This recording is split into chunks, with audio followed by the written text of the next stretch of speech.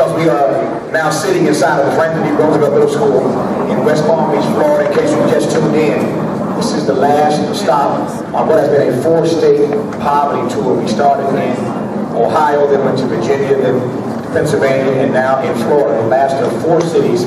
Obviously, these are all swing states, battleground states, critically important in this upcoming presidential election. I'm Tavis I'm Cornel West, and we're delighted to have you listening to this conversation about how to make poverty a priority in this country. Pleased to be joined now by 3 persons who are all leaders in their own right. Let me introduce them, given how they are seated next to me. First of all, please welcome State Representative Mark S. Paffrey, representing West Palm Beach. Welcome, State Representative Paffrey. Next to him sits Monica McCord, who's the president of the Ivy Education Foundation, making this possible.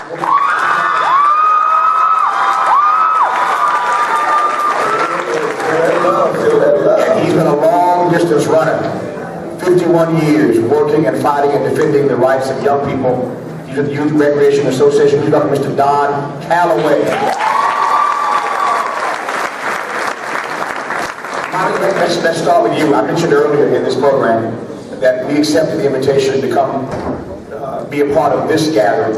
Every other place we've gone, we have built the audience from scratch, so to speak. It was wonderful for us that on the last stop, we were asked to be a part of something that was already ongoing. And when we got a chance to read about and to see and to learn more about the work that you all are doing, you wonderful AKAs are doing here and have been doing now for a decade, we're so moved by that it made perfect sense for us to align ourselves with you, to accept your invitation to join in here, and to help make the link between education and poverty. Republicans and Democrats, everybody in this nation agrees that there's a direct link between these 2 issues, education and poverty. We'll talk more to Mr. Calloway and Representative Paffrey about that. But let me start with you and ask how you all got started making this issue of education the centerpiece of your work, what you've been doing for 10 years. Just give me an overview of what you all have been at for the last decade. Well, what's at the forefront for Alpha Kappa Alpha is community service. And if we don't service our kids, then we leave no legacy. If we don't instill in them those things that our parents instilled in us, the importance of education, the importance of taking care of your bodies and health, the importance of taking care of your finances, then they are going to live in poverty. And we don't want our young people to live in poverty. So 10 years ago, in addition to some of the other things that we do, we started this one-day, all-day youth symposium where we bring in people with expertise in those areas, education and health and in finance, and we give the kids some tidbits on how they can live and how they can improve their lives. We have 2 mentoring groups, a middle school group and a high school group, Precious Pearls and 20 Pearls. We make them do community service. They have to serve the poor and the underprivileged. Just last year we delivered Thanksgiving baskets, and there was a lady who was waiting outside because she thought we forgot. And it was because we were running a little bit late. And we got there and she had 6 kids.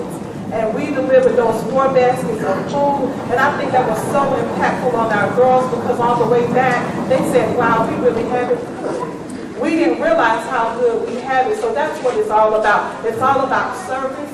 It's all about not relying on others to always taking care of us, but we need to learn how to take care of ourselves. We've talked to so many people on this tour who are doing what you're doing, and that is to say in their own way, trying to provide a service, or how can I might say, trying to love and to serve. Since you've been doing this for 10 years, give me a sense of how you've seen the need for your work change or grow. Give me a sense of where you are now in terms of the need that you see in West Palm versus when you started doing this work 10 years ago. Well, when we started out, we had to kind of say, okay, let's beat the bushes. Let's know that, let the community know, let our community know that we're out there and that we're offering this service. Well, I had to shut down online registration for the kids because we had 197 kids to register online to say, yes, I want to come and learn more about education. I want to learn more about finance. I want to learn about health. And then I had to get here and do some on-site registration because we didn't want to turn any kid away. There's a need. We have parents that call us in terms of mentoring their kids. We make ourselves available within our youth groups. If we have students that are falling below or 2.5 to provide tutorial, with SARs who have areas of expertise in math and reading and whatever it takes to keep our kids on point where they be. We don't mind them enjoying themselves. We don't mind them partying. We don't mind them having some fun. But this is a real deal Holyfield. And we want to make sure that they understand that health, education, and finance are the cornerstones for them pulling themselves up with our help, with their bootstraps, so that they can become leaders. Yes, indeed.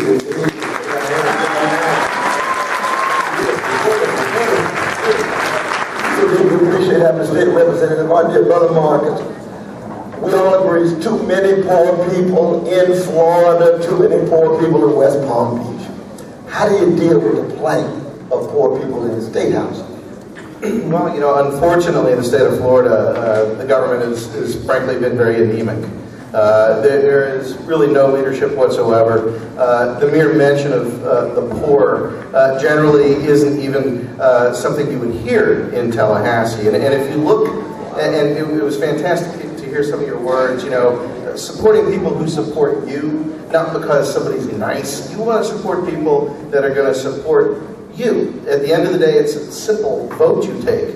And you know, just as an example, this past year we eliminated the Homeless Coalition line item over almost $3 million. Eliminated maternal, infant, and early childhood visiting grant.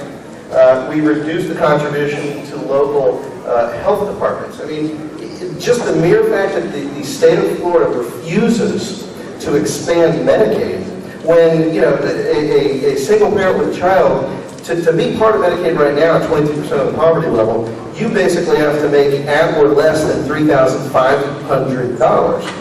All they want to do is bring it up to 133% of the poverty level, which would be, in the same case, $14,000 to $15,000 annually. We've got a state that's basically done nothing. And frankly, we've got a government and leaders who have been completely destructive to the state. This issue of voter suppression, that's very, yeah, very important issue, very important issue. Being discussed all across the country, but what really kicked this conversation up to another level was the state of Florida. Since you're in the State House, tell me what we need to know about this issue, about what's happening in Florida, because again, it made all kind of, Florida made all kind of national news around this issue of voter suppression. Well, and specifically it's House Bill 1355, which did a number of things. It made it difficult for people to register, people to vote. It changed early voting down to a small amount of days. But more importantly, in terms of the black community, in 2008, almost 54% of turnout occurred during early voting for the black community. And what you see is a very specific plan to eliminate that voice in who we elect to be representatives in our state leadership, whether it be governor or anybody else, or me. This past year, you know, I sponsored a bill actually that would have reversed the 4 major items that the courts were looking at, and of course the bill never even got a hearing. And so there is a plan in action, as far as I'm concerned, that works against everybody here. Black, white, it doesn't matter. There is a plan to diminish the scope and the voice that we have to elect our leaders. And it's shocking that it's going on today, yet it is. And we've all got a plan to do better than what that law meant us to do. We've got to work around that law to make sure we get out and say what we need to say and vote. Absolutely. Absolutely. The Martin Luther King shut down like a dog in 1968. He was focusing on poverty and he was giving a critique of what was going on in Vietnam. You all know he's got a living legend here, Brother Dan Calloway. Living legend, 51 years of high quality service. And it's because he loves the people so. It is a national disgrace, not just here in Florida, but in every state, that poverty is not at the center of our conversation. Working people and poor people. Our dear Brother Dan. Thank you very much. Give us your thoughts on this. Well, I think poverty is going to be among us all the time because of the poor. That's what the Bible says. The strong shall bear the infirmities of the weak. And as long as the strong people did not go into the byways and the highways and the valleys and look out for the poor people, we're going to have that. I spent over 51 years as an athletic director of something, and over 25 years as a member of the Palm Beach County Sheriff's Office. And in that time, and I want you to know I'm 74 years of age. The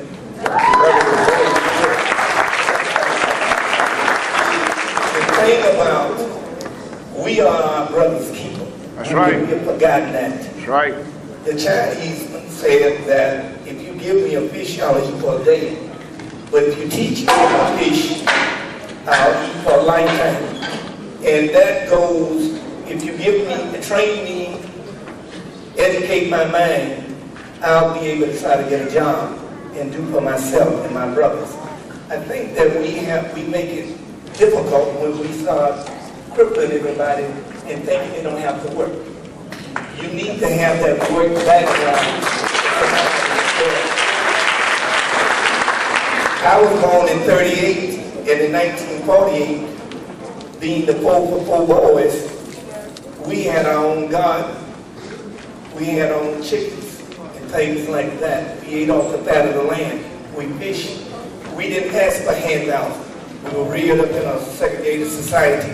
I finished from that high school right down the street in Roosevelt in 1956 when all this was water and alligators. Nothing was over here west of that river, right? You gotta stop highlighting what you don't have and be grateful for what you do have. That's right.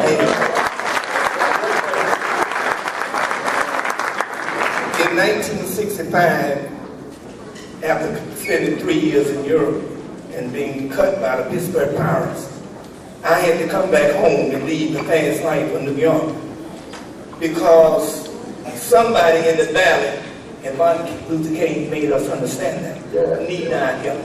Yeah. There was a young man by the name of Lamar Paris. Everybody knows that. He was a senior in high school and he went off. We sent him to Lincoln University in Missouri. And he played 14 years in the NFL. And from that day to this day, we have sent over 1,000 kids off to college, whether they were in the athletic department, in that field, or whether they were a teacher. It doesn't matter, as long as they went off to school. Right. And we're still doing that. Now, we are a part of the culinary arts, trying to teach people how to be a cook, a chef. We are part of the auto mechanics and the husbandry, different things that they need to do because everybody can't go to college, but everybody can work. And everybody needs to have pride in him or herself that they are somebody. See, this is what Martin taught us when he spoke at that same in 1966 at Roosevelt campus. We are somebody. We are God's children. We are made in his image. He said, fleecy locks and black complexion.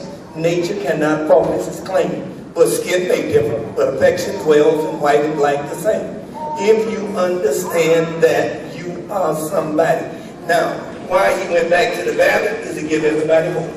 When you give people hope and make them feel good about themselves, they'll do better. Kids like that, they'll achieve great things when you let them know they're somebody. We're here to give them hope. And with 74 years of experience, yesterday River Beach, we had a lot of problems with the shooting, with the chief of police. We were talking yesterday, and the assistant chief. We're going to set up programs. We are meeting people all the time. Dr. Freddie Nelson was in here earlier. On the third Wednesday of next month, we go into the senior citizen home.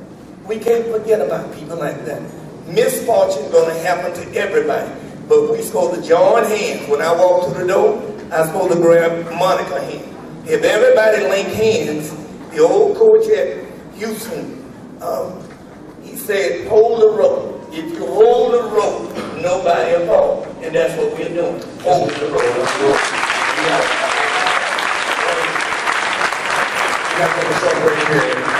When we come back, I want to pick up Mr. Calloway on the point that you made about the fact that everybody needs to work and people want to work. We agree with that. The question is, what do you do when there isn't enough work? for so many millions of Americans. We'll talk about that more in just a moment. You're listening to the Poverty Tour 2.0 live in West Palm Beach, Florida at the Roosevelt Middle School, brought to you by Pacifica and Native Voice One. We're back at home.